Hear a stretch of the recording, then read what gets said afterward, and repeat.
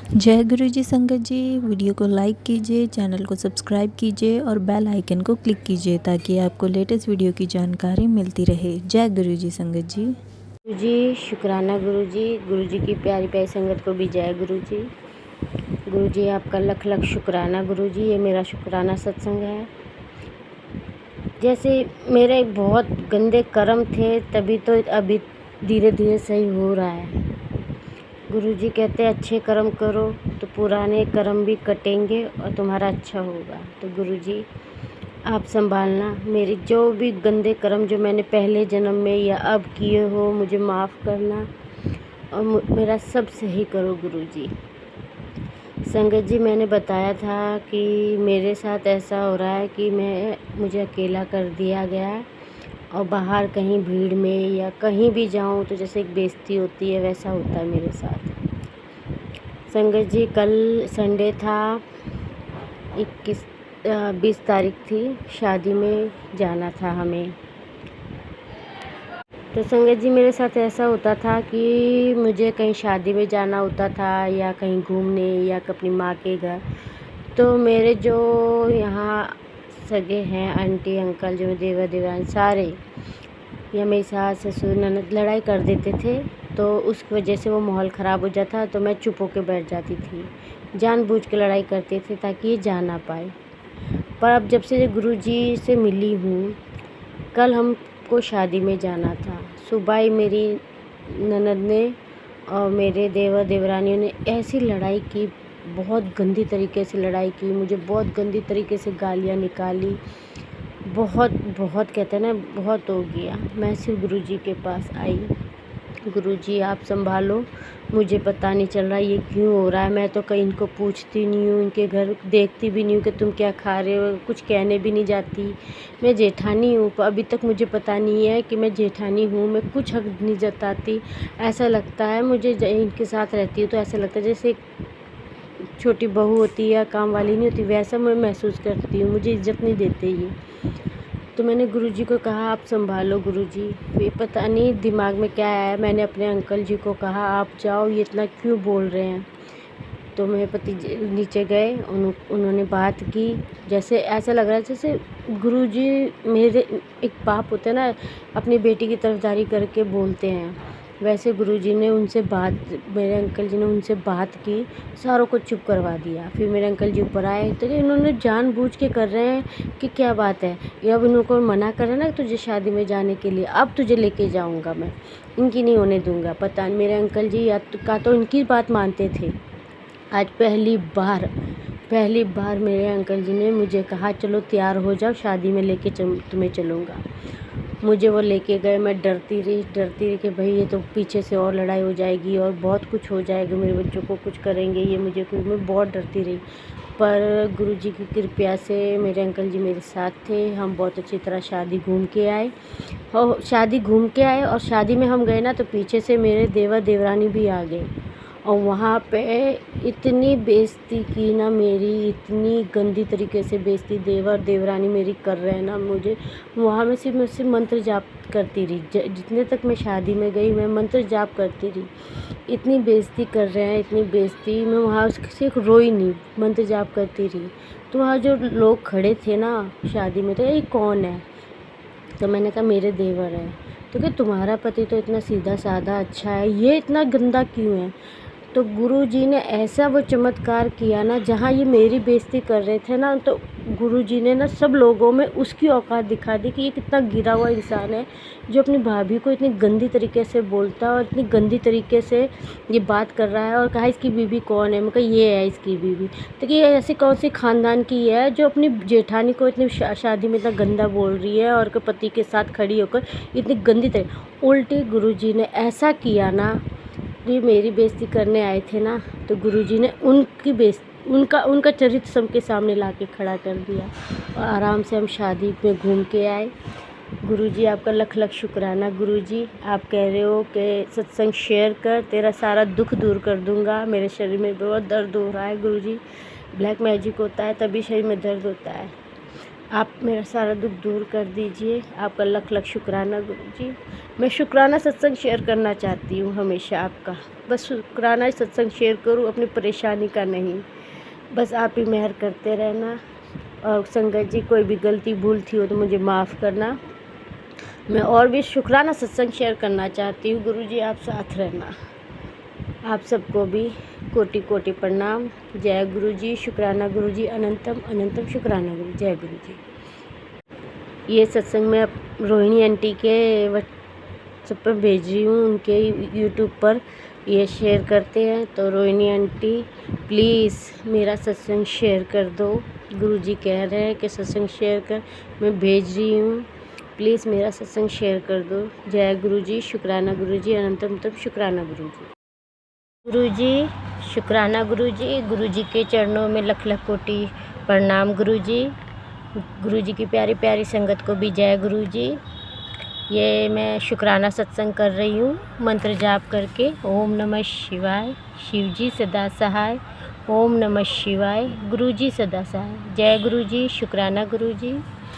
आज शनिवार है, हनुमान जी का जन्मदिन है।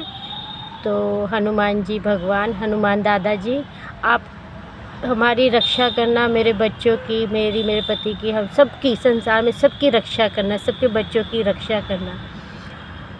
और आज मैं एक सत्संग सुना, उसमें बताया कि गुड़ चना ले जाके हनुमान जी के मंदिर में भोग लगाना है और मोती चूर के लड्डू उसका भी भोग लगाना है और बाहर मंदिर के बाहर सबको बांट देना है। तो आज मैं अपने बच्चों को लेके आई, मंदिर गई और वो मैंने जो सत्संग में सुना वैसे ही गुड़ चना और लड्डू के भोग लगवाया। तो हनुमान जी मेरे बच्चों पे कृपा करना, उनकी रक्षा करना, उनको तरक्की देना, रास्ते खोलना और आप उनके अंग संग रहना। जय गुरुजी, शुक्राना गुरुजी। हनुमान दादाजी आपको भी जय गुरुजी। और हनुमान जी आपका लख लख शुक्राना, आपका जो आपके आज के दिन मंदिर मेरे बच्चे आए, उन्होंने आपके चरणों में मत्था टेका। लख लख शुक्राना, आपकी कृपया यूँ ही बनाए रखना हनुमान जी।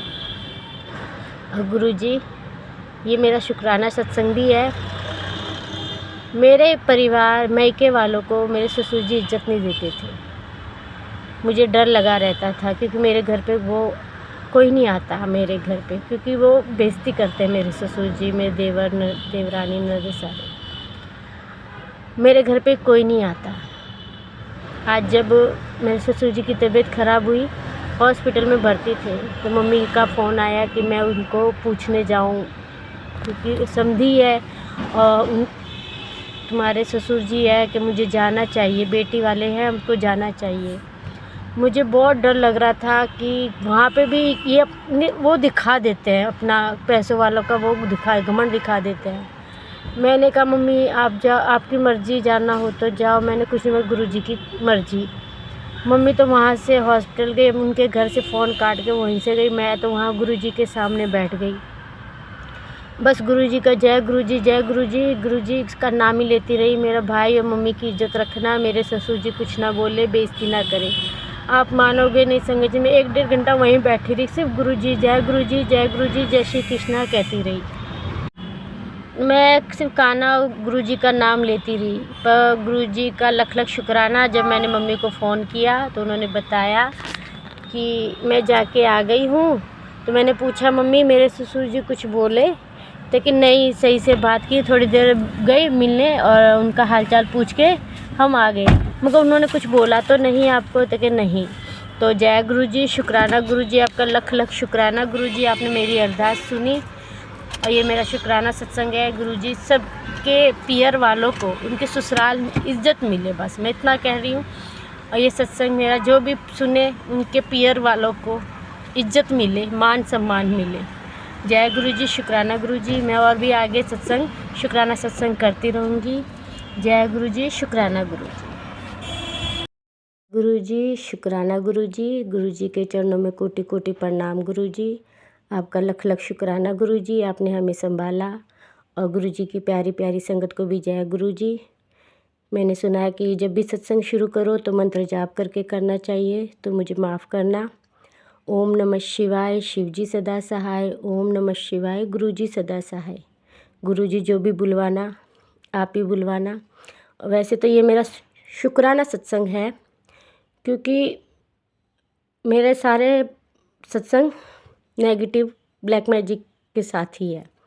मैं सोचूं अगर मेरी ज़िंदगी पर फिल्म बन जाए ना नेगेटिव और ब्लैक मैजिक पर, तो सुपर हिट चली जाएगी। आज नवरात्रे का तीसरा व्रत है, यानी कि आज मंगलवार है। दूसरे व्रत में हम कल गए थे, माता रानी का जागरण था।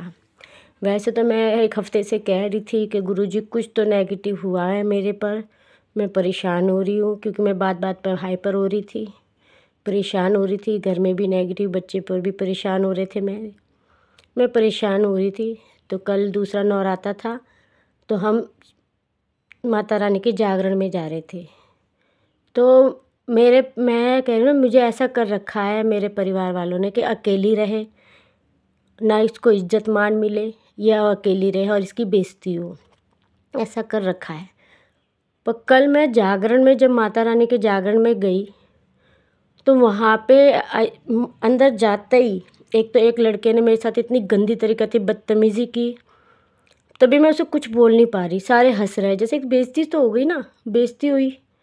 फिर अंदर जाके बैठी, आप मानोगे नहीं, जब जागरण बैठते हैं तो आंटियों के बीच में बैठते हैं ना। मैं जाके बैठी ना, मेरे आस पास से सारी आंटियाँ दूर दूर होके उठ के बैठ गई, जैसे कोई चीज़ गंदी आके बैठ जाए और सारे दूर दूर होके चले जाए। मैं अकेली हो गई, मैं एकदम शर्मिंदा हो गई कि मेरे साथ क्या हो रहा है।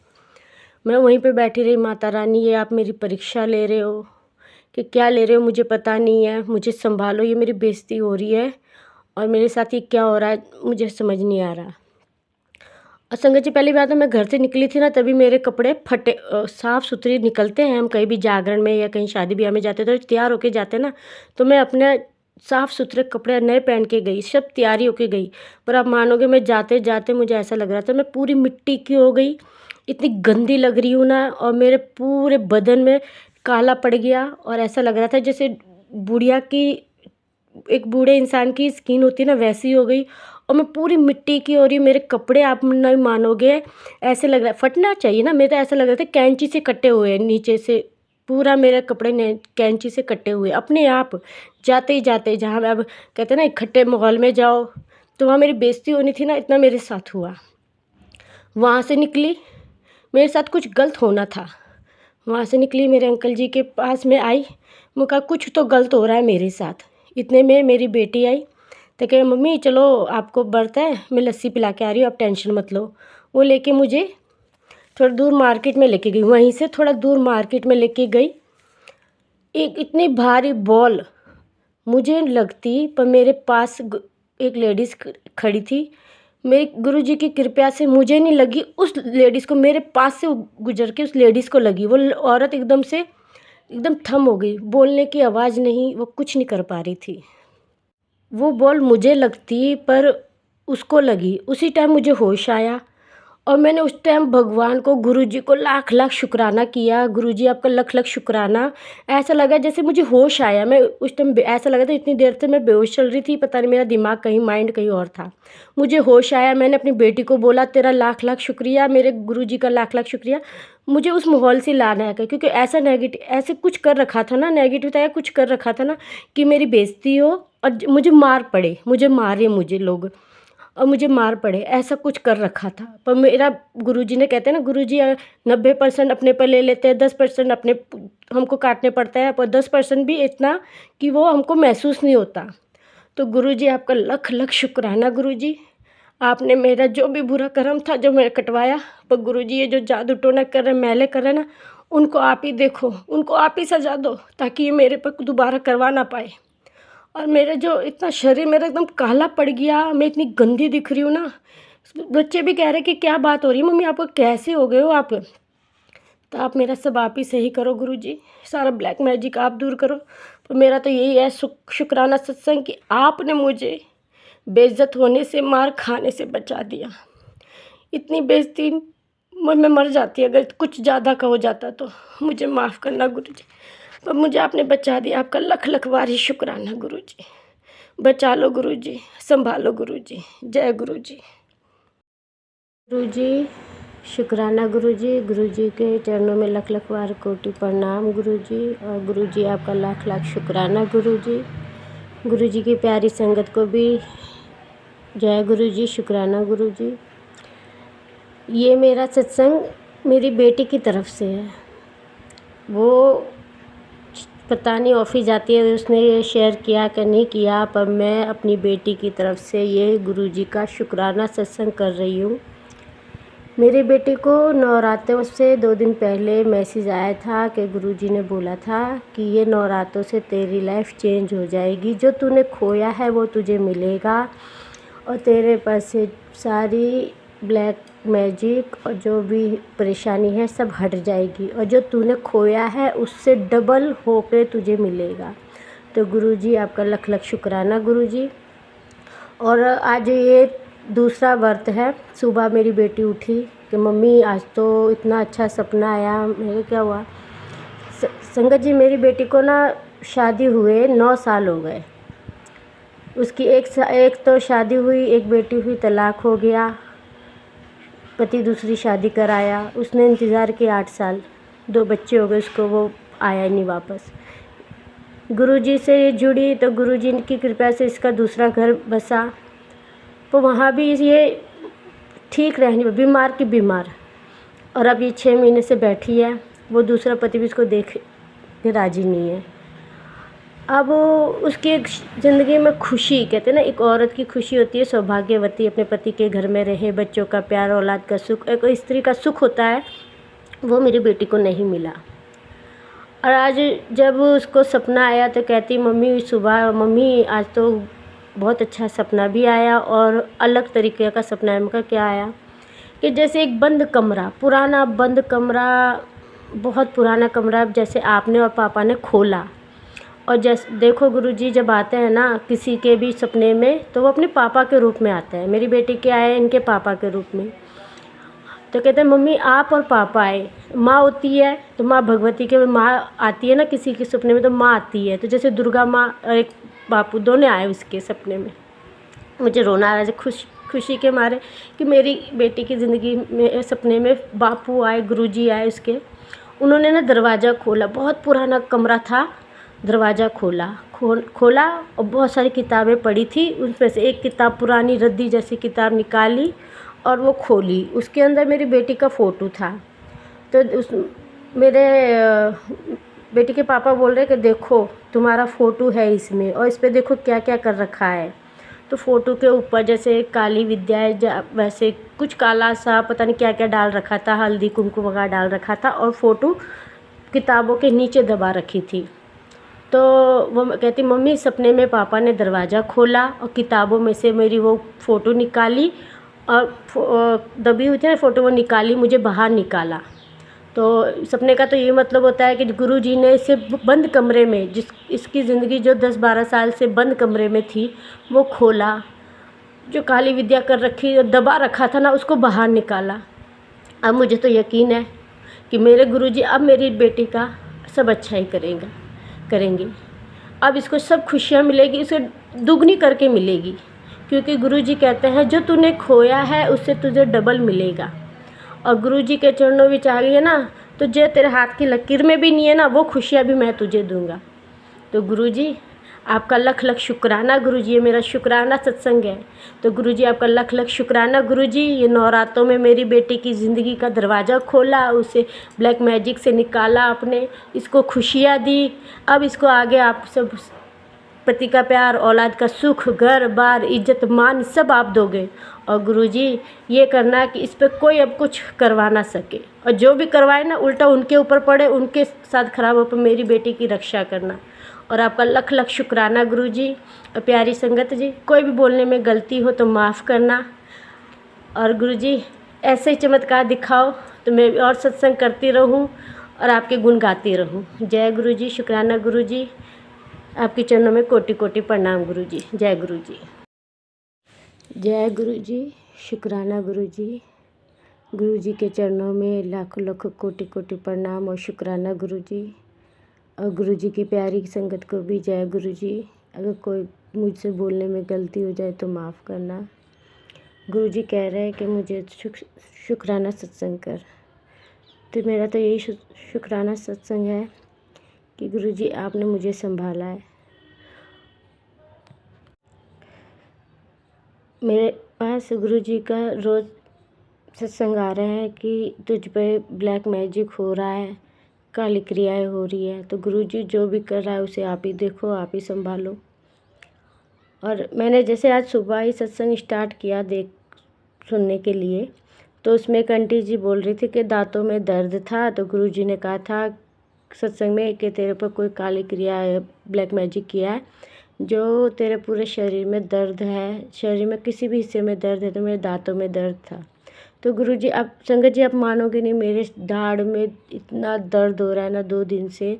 वो सत्संग मेरे लिए था, पर गुरुजी जिसने भी किया है उसे आप ही देखो। और गुरुजी आप संभालते हो, दाढ़ का दर्द आपको पता है कितना ख़राब होता है। मैंने गुरुजी का जल प्रसाद पिया, उसमें आराम है मुझे। तो गुरुजी आप ही संभालो।